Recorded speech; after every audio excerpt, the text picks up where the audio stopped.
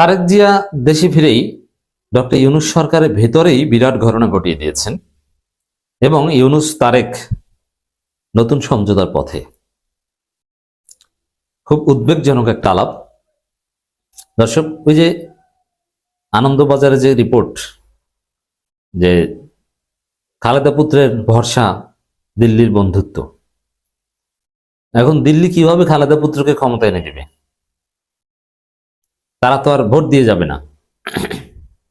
এর মানে ইউনূসকে ম্যানেজ করে খালেদা পুত্রকে ক্ষমতা এনে দেওয়ার ব্যবস্থা করবে, এটা একটা দিক।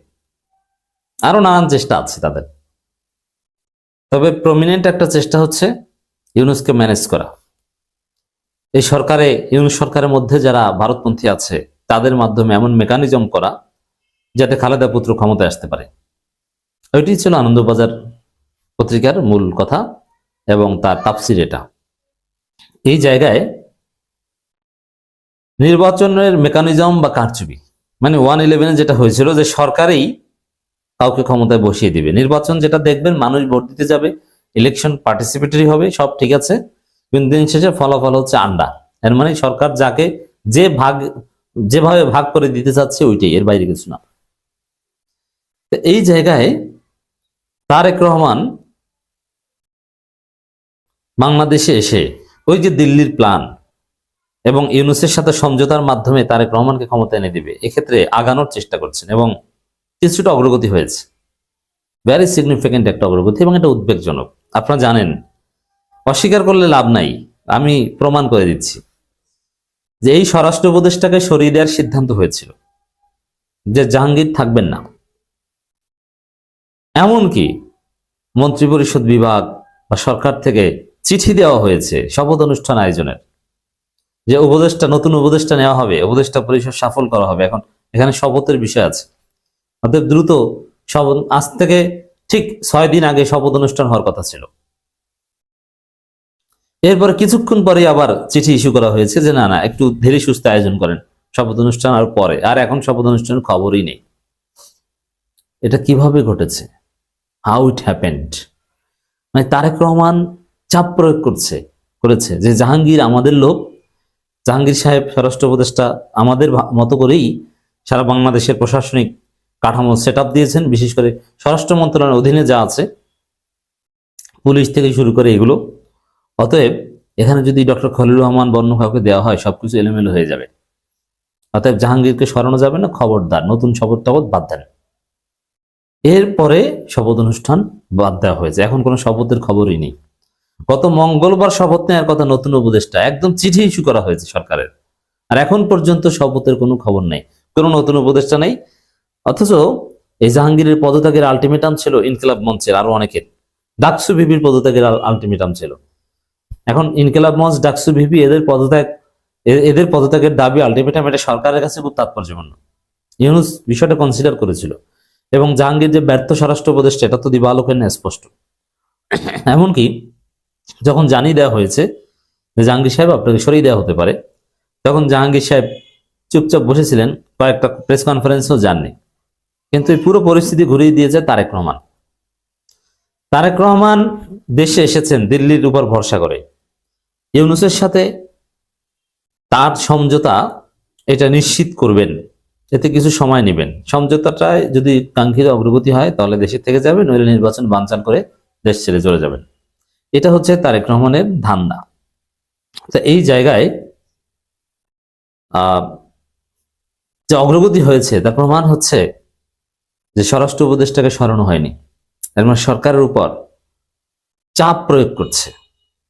এবং ভেরি সিগনিফিকেন্টলি এটা দেখেন যে তারেক রহমানকে অঘোষিত প্রধানমন্ত্রী হিসেবে ট্রিট করা হচ্ছে, এটা তো আমরা স্পষ্টত দেখতে পাচ্ছি। এটা কি অন্যায় নয়? তারেক রহমান কোথাও গেলে সেনাবাহিনী, বিজিবি, পুলিশ তাকে যেভাবে প্রোটোকল দেয়, হোয়াট ইজ ইট? এটা কি? ইউনূস নিজে কি ওরকম প্রোটোকল পান? তাহলে কেন তাকে এভাবে প্রোটোকল দেওয়া হবে? নজিরবিহীন। রাস্তাঘাট বন্ধ করা থেকে শুরু করে ভিভিআইপি প্রোটোকল, যেটা যে ট্রাফিক বন্ধ, এখন তারেক রহমান কোথাও গেলে যে লেট হয়, ওটা তার নেতাকর্মীদের কারণে। এর মানে শেখ হাসিনার চলাফেরায় যে পরিমাণ ডিস্টার্ব না হতো, তারেক রহমানের চলাফেরায় সেই পরিমাণ ডিস্টার্ব হয়। এবং রাষ্ট্রের যে স্টাইলের সিকিউরিটি তারেক রহমান নিচ্ছেন, ওই স্টাইলের সিকিউরিটি শেখ হাসিনাও নিতেন না। তারেক রহমান কোথাও গেলে তার গাড়ির আশেপাশে, রাস্তার আশেপাশে দেখেন এই সেনাবাহিনী চান্দাবাজ, অবৈধ অস্ত্রধারী এদেরকে ধরে না। এরা সেনাবাহিনীর ক্যাম্প, ম্যাজিস্ট্রেসি পাওয়ার নিয়ে ক্যাম্পে বসে বসে তাস খেলায় বিড়ি খায়। সেই সেনাবাহিনী এখন তারেক রহমানের যাতায়াতের রাস্তার দুই পাশে দাঁড়িয়ে তার গাড়ির আশেপাশে কেউ যাওয়ার চেষ্টা করলে তাদেরকে পিটায়। কি অতি উৎসাহী আচরণ!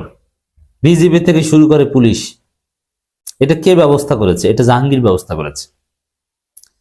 তারেক রহমানকে এই প্রধানমন্ত্রী সুলভ অতিরিক্ত অন্যায্য সুবিধা দেওয়ার প্রতিবাদ জানালাম। এটা ঠিক নয়। জামাত ও ইসির কাছে এটা বলে এসেছে, এটা লেভেল প্লেইং ফিল্ডের ভায়োলেশন, এটা হতে পারে না। পীর সাহেব চরমনায় যে সুবিধা পাবেন, আমিরে জামাত যে সুবিধা পাবেন, গানমান দেওয়া যেতে পারে, কিন্তু আসলে বাস্তবে কি? পুরো রাষ্ট্রযন্ত্র তারেক রহমানকে প্রোটোকল দিচ্ছে। সিকিউরিটি দিয়ে এক জিনিস আর প্রোটোকল দিয়ে আর এক জিনিস। প্রোটোকল কিন্তু আইন ছাড়া পায় না। যেমন আপনি কোথাও গেলে কতজন পুলিশ আপনাকে স্যার স্যার রাস্তা, এই স্যার আসছে স্যার, এটা কে কিভাবে করবে, কয়টা গাড়ি থাকবে, কি, এটা প্রোটোকলের বিষয়, নট সিকিউরিটির বিষয়।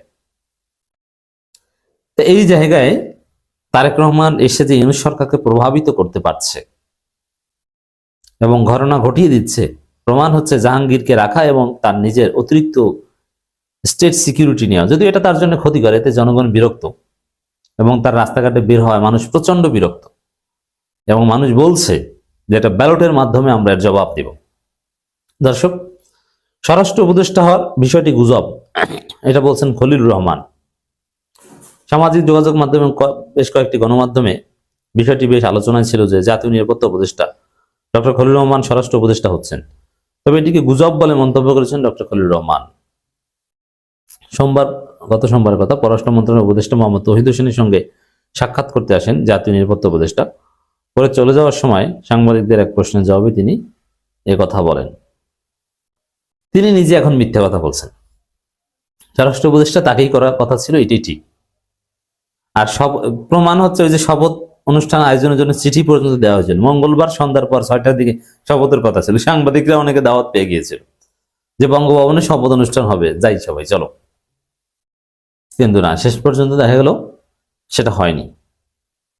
তার মানে তারেক রহমান এটা ঠেকিয়ে দিয়েছে। আর এখন যেহেতু হয়নি, এখন গুজব বা এইসব কথাবার্তা বলছে।